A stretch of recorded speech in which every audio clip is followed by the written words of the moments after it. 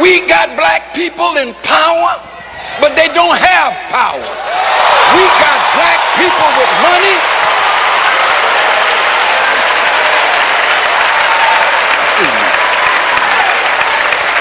We have black people with money that we think are giants, but in the company of their white counterparts, they are midgets.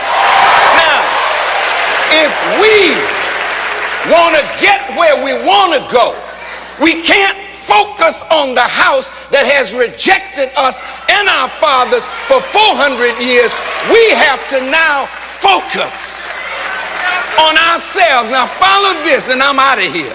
The Honorable Elijah Muhammad said, our unity is more powerful than an atomic or hydrogen bomb. That's the one thing we have never tried. We've kneeled in, crawled in, prayed in, lied in, slept in, but still we are out. If you want to get what you want, we gotta start with a contract with us. A contract, a covenant with us. We in leadership make a covenant with your people that you will never sell them out. We as leaders.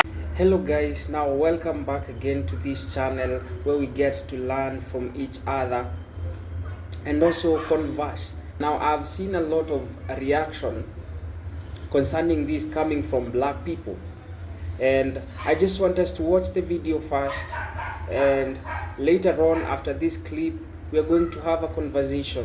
We are going to have a discussion concerning the same. Give me your views in the comment section. I'll give you my take later on after the clip. And if this is your first time in this channel, please consider supporting us by subscribing to our channel, give us a like, and also share our content. Let's get into it first. President Bush, bless his heart,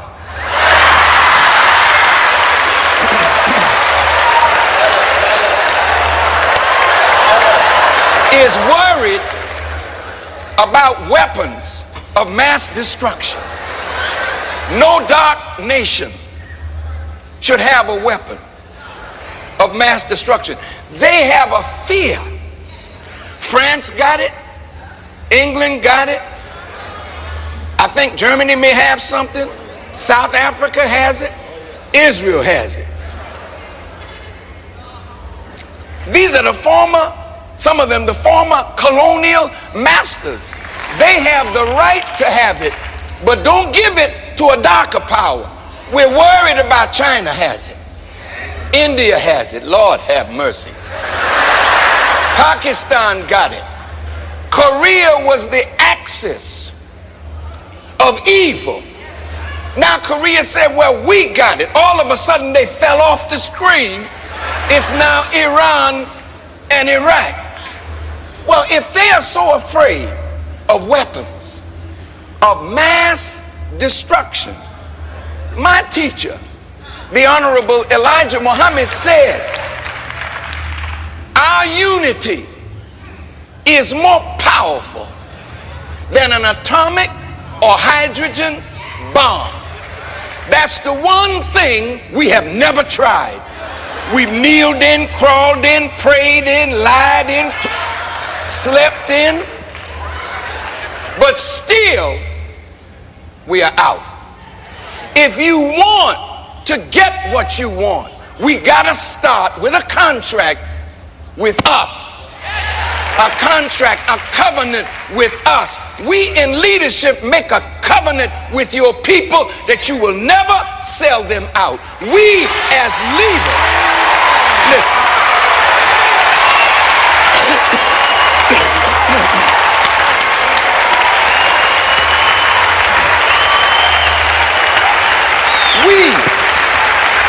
We as leaders, so-called, must make a covenant with our people that nothing is more important than the salvation of a people who are now on a death march. While we're singing and dancing and popping our finger and shaking our backside to the world, We are on a death march into ovens, but not the same oven called Auschwitz. But it is a destruction coming to our people through bad health care, no health insurance, HIV, AIDS, drive-by shootings, gang conflict, crack cocaine. We are now become the enemy of ourselves. So we have to make a covenant. And in closing, in my conclusion, oh yes, I'm a Baptist preacher now. In my conclusion, in the 37th chapter of Ezekiel, there was some dry bones that were in a valley. And the bones were talking to one another. They were having a conversation about a contract.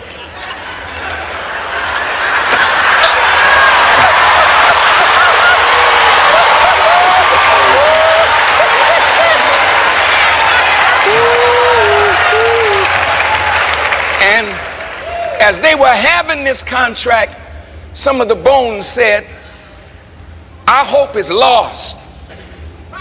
Our bones are dried. We are cut off from our pot.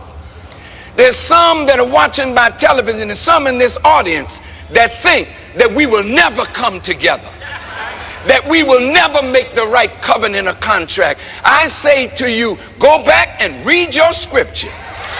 Because when the Son of Man was set down in that valley that was full of bones, he spoke to those bones and the bones shook and the bones rattled. But they never stood up. So he went back to his sender and he said, Lord, I have spoken to the bones. And nobody has spoken to the bones like black leaders and black preachers. Nobody speaks to the bones like a Reverend Jackson or a T.D. Jakes or Bishop Long or Bishop Patterson or Cornel West. And those of us that preach, Reverend Sharpton, the bones always listen. The bones shake.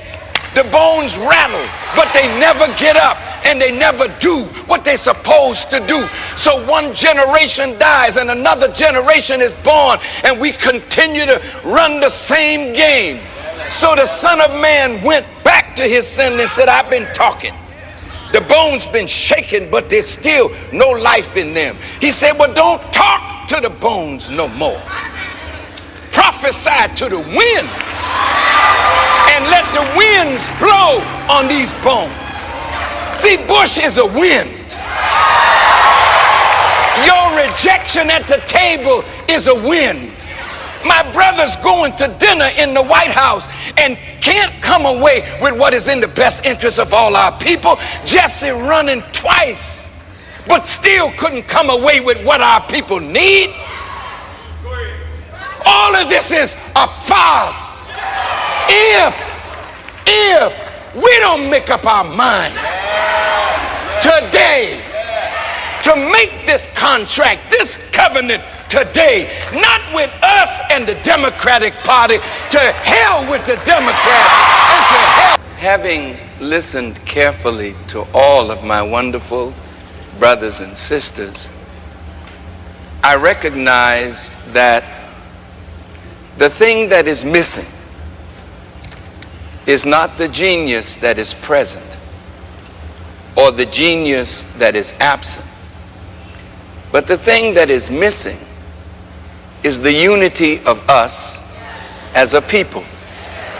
My beloved brother, Mr. Frazier, articulated some magnificent economic truths that can be realized fully by the unity of us as a people. My sister talked about education and health issues.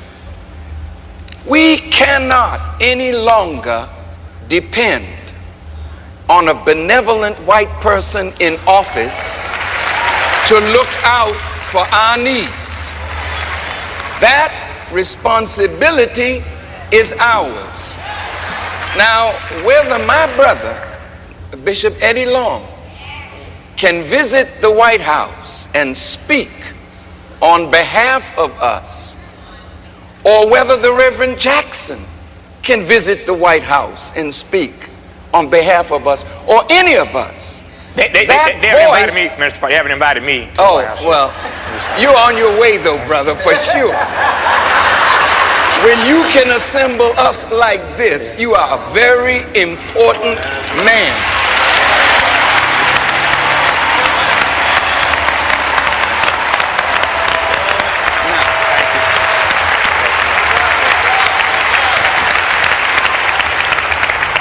The few points that I want to make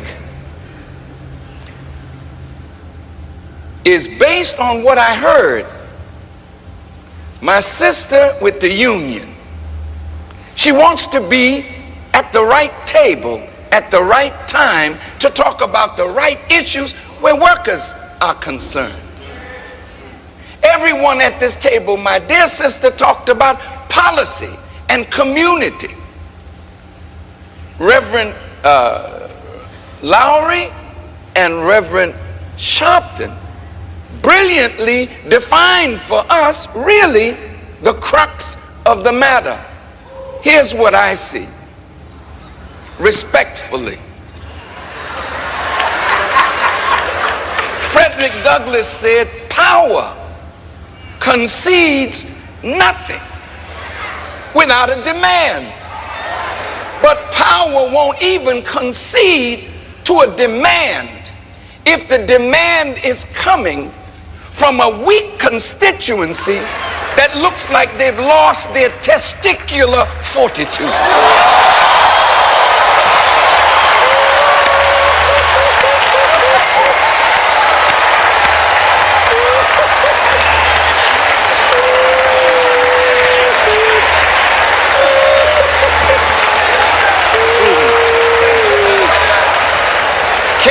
Careful now, careful. I'm a Baptist preacher too. But listen, family, listen. The generational gap is serious, but it's written of in Scripture. When Moses gathered the people in the wilderness, he spied the promised land. But there were some giants in the promised land. And the people were asked, go in, we're with you. They said, wait a minute, God. We would go, but the giants are there. They had no faith that they could take the land from the giants. So what did God say? Okay, you wander in the wilderness till you die out, and I will take your children and they will inhabit the promised land. Martin Luther King said, I've been to the mountaintop. I have seen the promised land. I may not get there with you, but we as a people will get there when we separate from a pharaohic idea of mental slavery. Our children, listen, our children cannot eat at the table of illusion and hypocrisy. Most of us who have access, who have wealth, who have quote unquote positions, we are like mannequins in the shopping mall of democracy. When you go to the shopping mall, you see the mannequin.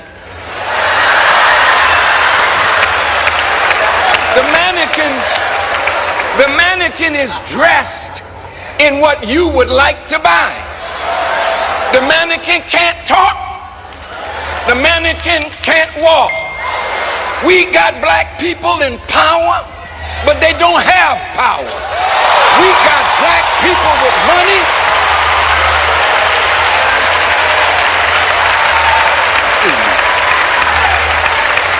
We have black people with money that we think are giants, but in the company of their white counterparts, They are midgets. Now, if we want to get where we want to go, we can't focus on the house that has rejected us and our fathers for 400 years.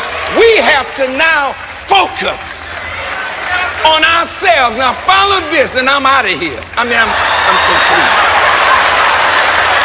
Follow this. Selma, Alabama, where so many good people lost their lives. So many good people were maimed and wounded. So many scarred for life, that we might have a right to vote. But we have not used that vote as wisely as we should have. And in some respects, we have betrayed those who died for us. Because we went to sleep thinking that the strife was o'er, the battle done, the victory of life was won, only to turn around and find that 30 years later, the same man who was mayor then is mayor now.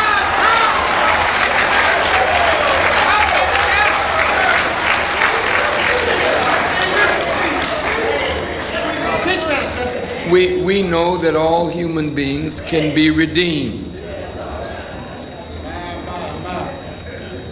And we believe in redemption.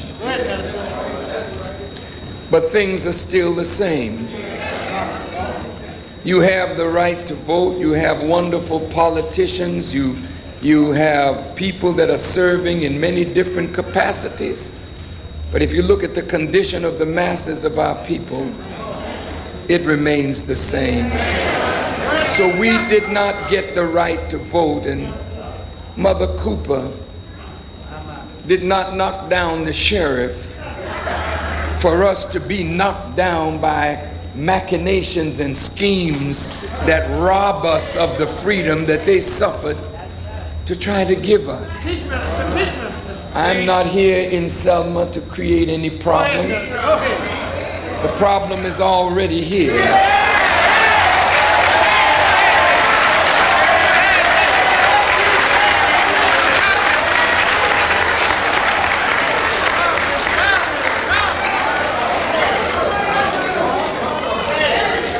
Some of these that have opposed my presence, what are their works? We've read their words in the paper, but what are their works? On my way to this beloved and sacred place, I saw a sign, "This way to racial harmony," as though racial harmony was on the bridge. Racial harmony is not on the Edmund Pettus Bridge. Racial harmony can only come when there's racial justice.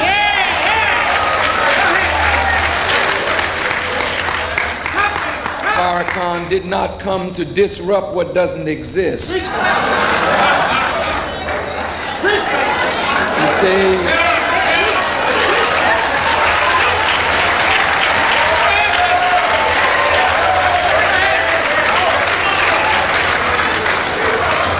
our people are not foolish. We don't need magic. We need truth. We don't need magic. We don't need deception.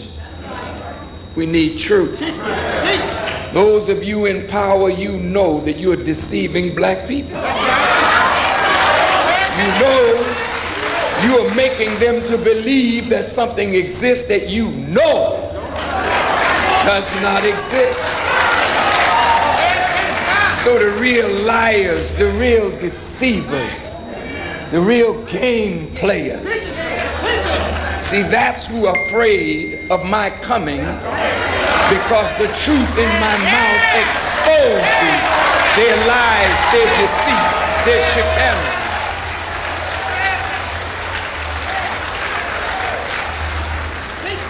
While I was walking through the museum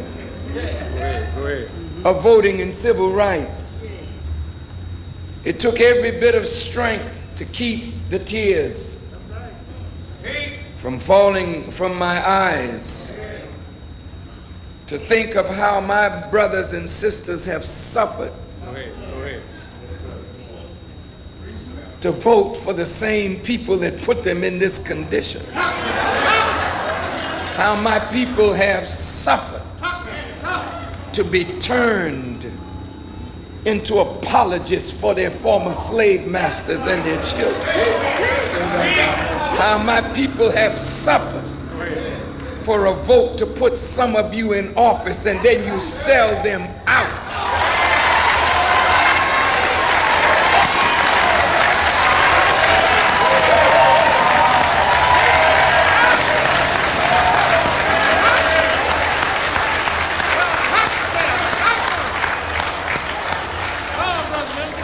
While I was in the museum reminiscing over Dr. Martin Luther King and the Reverend James Luther Bevel and all of those who came to Selma, Kwame Ture and others who came not to be seen on television, but to rectify a gross wrong, a gross injustice. And the media would act as though all injustice has been corrected. All suffering has ended. All racism has ended. And then have the nerve to call me a notorious bigot while the bigotry, the racism, and the hatred still exists in Selma, Alabama, 30 years after Dr. Martin Luther King.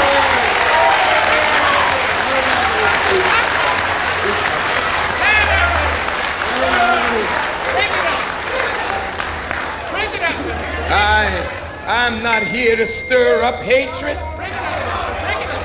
but if you had not been unjust to black people, there would be no hatred for nobody to stir up.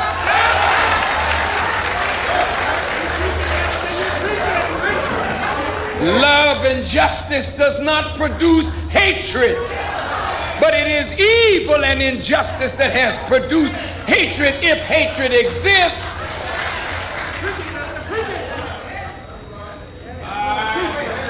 while I was in the museum, His Honor, the mayor, Mr. Smitherman, came to see if the people of his plantation are still all right.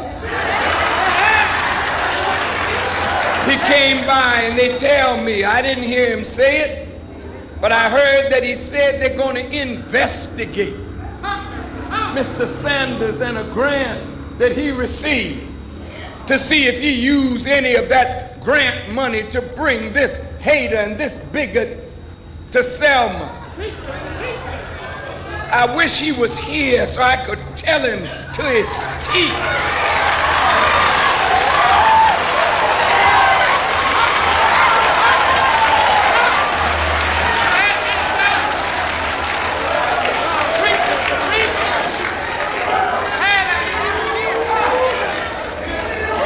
Rose Sanders and Senator Sanders did not offer me one dime, nor did I ask for one dime to come to Selma. I paid my way every mile of the journey.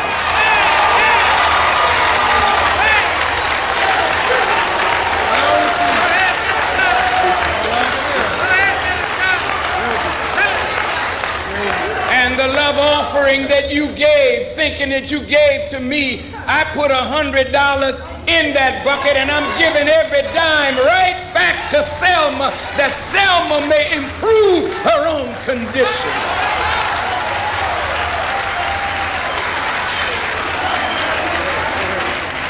So, Mayor, you can go back to doing something better with your time.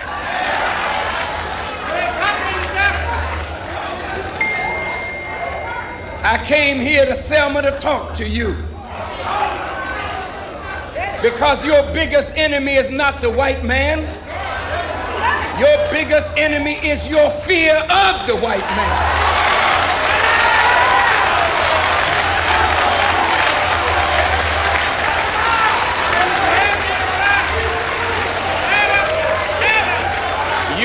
biggest enemy is not the white man. Your biggest enemy is your ignorance of the white man.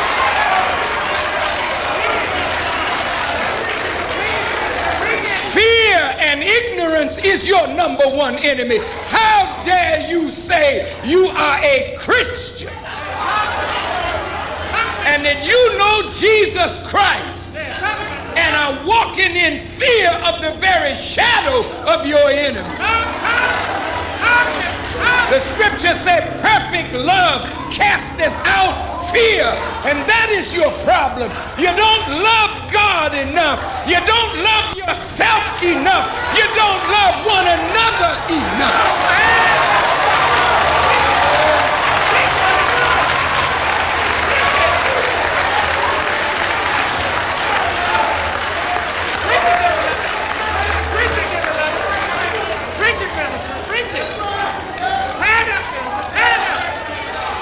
I will tell you all,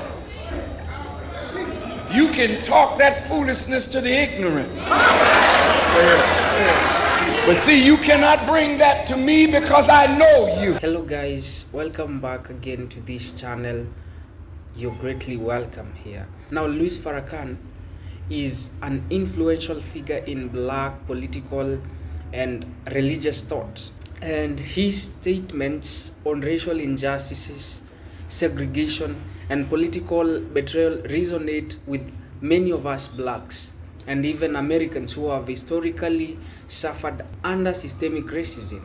The legacy of segregation and its ongoing impact, such as disparity in wealth, education, and incarceration, make discussions like this very crucial to us. And you see, when Farrakhan speaks about betrayal, he is referencing a long history of unfulfilled promises, from reconstruction of civil rights legislation that failed to bring true legislation that failed to bring true equity. And you know, segregation was not just about physical separation. It was an intentional strategy to limit black progress. Even after legal segregation ended, de facto segregation remained in housing, schools, and employment opportunities. White flight, redlining, and discriminatory policies ensured that black communities, they remained underfunded, underdeserved. And so guys, when Farrakhan speaks of betrayal, he points to the fact that even after slavery and Jim Crow, black people were promised justice but continued to face obstacles. This sense of betrayal is particularly strong when examining role of political leaders, both Democrats and Republicans, who have at times courted black votes but failed to deliver systemic change. Donald Trump's presidency further inflamed racial tensions, not necessarily because he introduced new racism, but because he emboldened sentiments that had always existed. From his stance on police brutality to his handling of issues like Central Park 5 and barbarism, Trump became a symbol of racial regression for many black Americans. However, Farrakhan's critique extends beyond Trump. He has historically challenged both major political parties for failing black people. Black voters have often been reliable Democratic voting bloc, yet many feel that the party has taken their support for granted without even pushing substantial policies to close the racial wealth gap or end mass incarceration. So Farrakhan's rhetoric often invokes a call for self-reliance, echoing earlier black nationalist movements like those of Marcus Garvey, Malcolm X. He urges that true black liberation cannot come from the same systems that created oppression in the first place, which is a true thing. I find it very true. I don't see any point where they'll be just, yet they are the ones who brought this. So it has to come from the black people. And so guys, the black people are the ones to get the solution, whether through policy reforms, economic initiatives, or grassroots organizing. The focus must remain on building a future where black people are not simply promised justice, but actually experiencing it. I don't know what are your views concerning this video, but let's learn from each other. Let's find solution. Let's engage in the comment section. This marks the end of this session, and if this is your first time in this channel, please consider supporting us by subscribing to our channel. Give us a like, share our content also. We greatly appreciate. Thank you for your time here. I hope to see you in the next video. Goodbye.